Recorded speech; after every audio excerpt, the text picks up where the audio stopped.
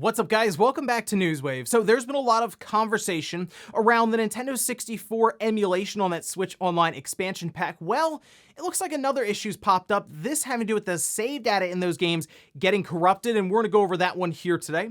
Also, we are going to be talking about a further response from Rockstar and Take-Two when it comes to the Grand Theft Auto Trilogy on PC, and we're also going to be going over new evidence that people have found online pointing towards another big franchise from Sony making a return. Guys, if you enjoyed these videos, make sure that like button helps out a ton, and if you're new here to the Spawnwave channel, make sure you subscribe down below and ring that notification bell so you can keep up to date with all of the uploads here on the channel. And we're going to start today with Final Fantasy VII Remake. Do you remember how months ago Square added it as part of the PlayStation Plus games? This was, I think, over the summer, but you weren't able to do any type of upgrade from it to a PS5 version of the game. That being when Integrate came out, you had photo mode, better visuals, all of this. It was strange, but it looks like they're fixing that now. Strangely, you can see this over on Twitter. They say, starting this Wednesday, PlayStation Plus subscribers who previously redeemed Final Fantasy VII Remake via PlayStation Plus will be able to upgrade to the PS5 version of the game. Episode Intermission, that's the DLC that has Yuffie, will be 25% off for a limited time. Head scratching is all I can say about this one. I'm not really sure why they didn't just have the update there available for PlayStation Plus members who redeemed it, rather than leave them with the PS4 version. They go, hey, you can just buy the Integrate version instead. It was odd, to say the least, but I guess now if you were someone who claimed it months ago, you can at least update to the PS5 version and get some of those extra benefits. The DLC you would have to buy separately. As they say here, though, it is 25% off. So I guess it's better late than never in this case. Also, do you remember AAA Clock? We had gone over it here and kind of made fun of it a bit because it was a clock for $10 on the Switch. However, we saw the most played list that was added to eShop, and it was up there in the top 5. So I guess people are really enjoying AAA Clock, so much so there's going to be DLC as part of a deluxe edition. I'm serious. Take a look at this here. We have Spin Clock, Cyber Clock, and, well, you see it, Squid Clock. That's obviously based on the popular Squid Games series. I mean, yeah, I guess if you think about the Switch, when it's not in use, there's nothing displayed on the screen, you could say, hey, maybe I wanted to show the time. I'll just leave it plugged in on my desk, and there's just the clock that is constantly going, and I can just kind of look over and, okay, that's the time.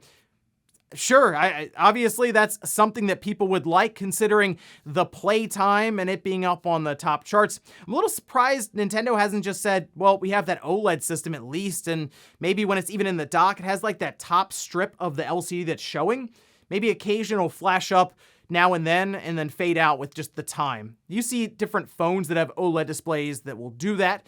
It's something Nintendo can look forward to in an update down the road. But either way, AAA Clock must be working for them. DLC on the way with the Deluxe Edition and placing in, like I said, the top 5 when it comes to most played games on the Switch with playtime on the eShop. Oh, and Nintendo put out a bit of a reminder, and it makes sense, I think, across the board as we head into the 25th on Christmas, when a lot of people are going to be opening up brand new systems. We can see this over on Twitter, where they say this weekend we are expecting a concentrated access on the Nintendo account server, and it may cause things like being unable to immediately create a Nintendo account. So if you are giving a system this weekend on Christmas or just over the next week or so, I would recommend setting it up prior to the 25th, because we've seen it before in the past where servers will get overloaded by a bunch of new users who just got their brand new systems and they want to play a bunch of games, set up different accounts. So do that now. That way on Christmas Day, or like I said, over the next week or so, when servers are getting hit hard,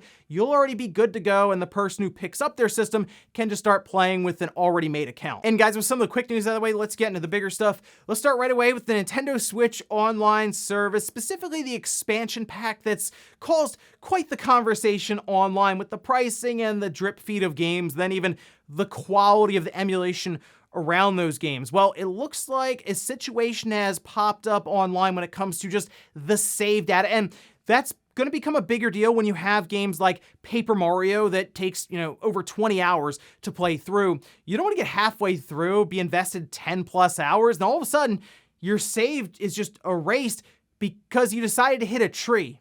No, seriously, there was a full Reddit thread that was made, and people started to share their own experiences of the game crashing. And in the video, you can see they literally just walk up and they hit a tree, they say, when I hit this tree on the Switch emulator, my game crashes and my save file is deleted. My save states still exist, thank goodness. Now, we can see Oatmeal Dome over on Twitter weighed in as there was conversation going on there, saying there's also this problem which affects all games where save data is only written to Switch memory when the emulator closes normally. If the emulator crashes, then your save data may be deleted. Use suspend points along with in-game saves. All right, so obviously the biggest thing here is you want to use those suspend points. And that's, I think, the biggest thing to take away from all of this is you really can't trust necessarily the regular built-in save system with these different games in the Switch emulator, the N64, even apparently Super Nintendo, Nintendo, Genesis, anything that needs to save different things to these games are all at risk when it comes to this crashing. Now, it seems to be something that's popping up more recently, specifically with Paper Mario. Apparently towards the end of the game or different bosses, if you lose to them, it could just crash. That's insult to injury, isn't it? You lose to a boss, you're like, oh, great. And then it crashes, you go back in, and your save file is just gone. So my advice, use those suspend points constantly. I mean, you can save in the game, but then also go, oh, you know what? I'm going to make that suspend point as well. Apparently it saved this person having to go back hours and hours in Paper Mario. Like I said, that it's not exactly a short game. You can spend, I think, almost 30 hours if you want to do a whole completion run. And whew, if you get towards the end of that completion run and the thing crashes and erases, whew, good luck. And then we're, of course, going to see other games pop up here like Banjo-Kazooie, Majora's Mask, and so on. So yeah, hopefully Nintendo can get this figured out. I see a lot of people trying to bring awareness to this issue, and Nintendo, I mean, we would expect them to update a service that's $50 a year now, especially when it comes down to the biggest factor here, which are that their games are enjoyable. And, well, you're not going to have a lot of fun with 64 games if they're randomly crashing and erasing your save data. You're probably just going to move on from them. So here's hoping they can get that worked out. But yes, use those suspend points as much as possible. Next up, let's talk about that Grand Theft Auto Trilogy, the Definitive Edition, specifically on PC. We know there have been issues across the board, but on PC it got pretty bad considering if you had paid for the game, Rockstar actually pulled it down from even your own library to where you couldn't access it despite buying it, which that brings up the whole situation around digital age, right? Where it's like, do you actually own the game when you buy it, when they can just take it away from you? And I think that was for about 2 days. It was nearly 48 hours where you couldn't access your own purchase. And this had to do with files that were left in the game, which comes back to a rushed port job all over again there. It had to do with like music and then, we'll say certain coffee files apparently that were left in the game, which brings up a whole thing on its own there. But it looks like, as Rockstar said, they were going to be giving away a bunch of the classic games, and it looks like they're coming back now with a further response, giving away another game, and you actually get to pick one. We can see this list that was made up by Eurogamer. These will be available until January 5th, 2022, if you have purchased that trilogy by then. So if you've already purchased it, you should be able to go on their website, redeem it, and you can pick from Grand Theft Auto 5 Premium Edition, Grand Theft Auto 4 Complete Edition, Max Payne 3 LA Noire, or Bully Scholarship Edition. Those are all pretty good games. I mean, if I'm looking at this, Max Payne's pretty good. I don't know. If you haven't played Max Payne 3, that might be the one to grab, but I'm just assuming everyone's already bought Grand Theft Auto 5 at this point. And then, of course, Bully Scholarship Edition is pretty good. Apparently, if you don't want any of those games, they'll give you sure, why not, a Grand Theft Auto Online Shark card or 55 gold bars in Red Dead Online. So I think for this one specifically, it comes down to them having to pull the game off of their own storefront due to their own incompetence when it came to getting this game ported and realizing that they left files in they were not supposed to, because yeah, it's a pretty big inconvenience and a problem overall if they take the game away from you and they didn't issue you a refund immediately. Some people were requesting refunds and they got it, but still, that's pretty dicey there. So at least for now, if you have purchased Grand Theft Auto Trilogy, you might as well at least go claim one of these. I mean, I wouldn't let them off the hook at all. I would get something out of this. And like I said, there's a pretty good games to pick from. I mean, Bully is great, Max Payne 3, and so on. So make sure you go redeem at least one of these on PC. Next up, let's talk about a big Sony franchise that could be making a return, and that's Twisted Metal. We've talked about this previously as rumors were starting to pop up online that one was in development, because we know there's going to be like a Twisted Metal series that's happening. Well, it looks like Lucid may be working on it now. We can see this tweet that was posted up by Tim saying Lucid Games is working on an unannounced first-party flagship AAA IP for the PlayStation 5. This was spotted on LinkedIn, and there are a couple of them here, like the technical designer. There's also quality assurance and game design.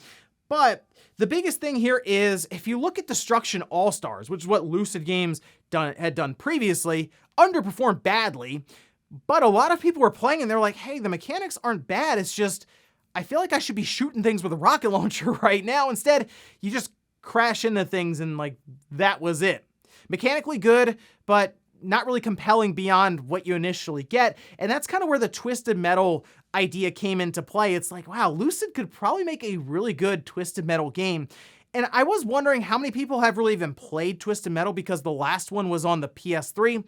At least it's more recent than other titles like we just talked about, the original Splinter Cell that came out back in 2002.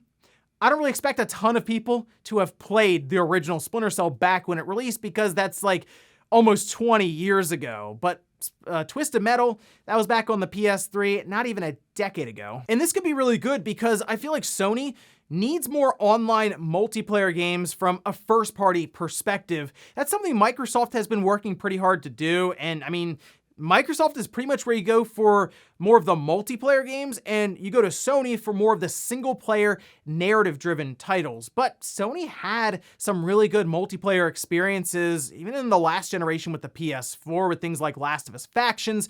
But they've always had things like Twisted Metal present in like the PS3 and the PS2 era. PS1 was great, but I think Twisted Metal Black was like the peak for that overall series. So here's hoping they get back to something like that, and then also introduce a really good online multiplayer game, something they clearly wanted with Destruction All-Stars, but it just didn't have, I think, enough to get it there. A Twisted Metal game, though, that might be it. So we'll see if Lucid really is working on that. It's just people are starting to put like 2 and 2 together. Like, all right, Lucid did Destruction All-Stars. It was good mechanically, just didn't have enough there. You take Twisted Metal and mash that together, you might have something. And in our last bit of news, let's talk about some of the Nintendo eShop holiday sales that are currently going on. There are 2 different companies running sales until the end of December, that being Capcom and Square Enix, which means on Christmas, if you get a Switch, you should take a look at these different sales to save some money. And we'll take a look here starting with Capcom. That's the holiday sale live now. And I mean, it's Capcom, so they put a lot of their older Resident Evil games on sale. Resident Evil 0, 4, 5, 6, Revelations 2 are all on sale at pretty good discounts. Most of them are 25 to 50% off. I mean, you can't go wrong with something like Resident Evil 4 at $15. Even Revelations and Revelations 2 each being $8 is pretty good. I also like to point out the collections that they'll have on sale, because you'll get a bunch of games kind of just stacked on top of each other there, like the Mega Man Zero ZX Legacy Collection at $19.79. Then you have like Mega Man Legacy Collections and also the Legacy X Collections, all of those at $10. You do also have the Phoenix Wright Ace Attorney Trilogy at $14.99, Dragon's Dogma Dark Horizon at $14.99, and I always feel the need to point out Okami HD at $10. Moving over to Square Enix, their sale will also be running until the end of December, and there's a lot of value when Square Enix will run sales on some of their older Final Fantasies, which they are doing here. Final Fantasy 9, 7, 8 Remaster, 10, 10, 2 HD Remaster, 12. Those are all on sale. Pretty good discounts across the board there, most of them being 50% off. Dragon Quest 1, 2, 3, all also on sale at pretty good discounts. You can, I think, pick up the first 3 Dragon Quest games at like $16 total for everything. Collection of Mana is at $20. Star Ocean's down to $8.39. And Trials of Mana, which is a great game, sitting there at $25. Overall, some pretty good sales there from Capcom and Square. Certainly good timing if you were getting a Switch for the first time this weekend. Seeing all those Final Fantasies and Resident Evils marked down. Give some suggestions, of course, down below, especially for people who are getting a Switch for the first time. And before we go to the comment of the day, we're taking a look at the poll that I posted up yesterday, where I asked, have you played a Twisted Metal game before? And look at this, we have 52% saying, yes, I played at least one of them. I mean, I guess there are a lot of Twisted Metal games if you think about it. We had a bunch of them on the PS1. I think I remember playing Twisted Metal 2 for the first time. I believe I rented it from like a Hollywood Video back in the day. And it was just such a cool idea with this like vehicle combat, because we also had like Mario Kart, but this was like real vehicle combat, right? Where you're blowing stuff up with a rocket launcher and all this. Twisted Metal Black, though, like I said, I think was the peak overall for the Twisted Metal series. And that's something I would like to see them get back to, because the PS3 Twisted Metal was fine, I guess. It just failed to impress, I think, at the time on the PlayStation 3. So a big revival for Twisted Metal on the PS5 after seeing what Lucid was able to at least accomplish from a gameplay perspective with Destruction All-Stars. They seem to take that to the next level and just start strapping rocket launchers and other weapons to their cars. And we'll finish up with the comment of the day, as you're seeing here. This is from Kaz saying, here's my question about game pricing. Why are both retail and their downloadable equivalents the same price? Retail at $70? Okay, I can get that since it's a tangible object, but for the download version to be the same price makes no sense. All companies seem to be guilty of it. Well, I think a lot of it comes down to the MSRP being set, and if you're a company that's trying to sell in retail stores and then also on a digital storefront, I mean, you got to keep them the same, and they don't want to lower the price from 70, right? But if you have 40 on, say, the PlayStation Network and then 70 in stores, that store's just not going to sell the game because no one's going to really buy it. I mean, some people will because they want the physical disc, but you already have the convenience of just downloading and not having to go out the store. And then it's also like $20 or $30 cheaper. So right now it's kind of set just to keep things fair, but we are working towards that all digital future. I think it's going to happen in the next 10 years, maybe less. So we might not even have that conversation anymore. We might just be looking at $70 games as is, even though they're digital. And ladies and gentlemen, that's going to do it here for Newswave. If you enjoyed this video, guys, hit that like button. It really helps out. If not, hit the dislike. Leave comments down below about everything we talked about here today. Where's that? This issue right now with save data actually being corrupted on Nintendo Switch Online. The N64 stuff's been brought up, but it does appear to affect all of the systems there. So let me know if you've experienced that, where you lost some of your save data on your Switch Online games. Also, what about Twisted Metal potentially making a return? Would you pick that up on the PS5? Thanks guys for watching, and I'll see you next time.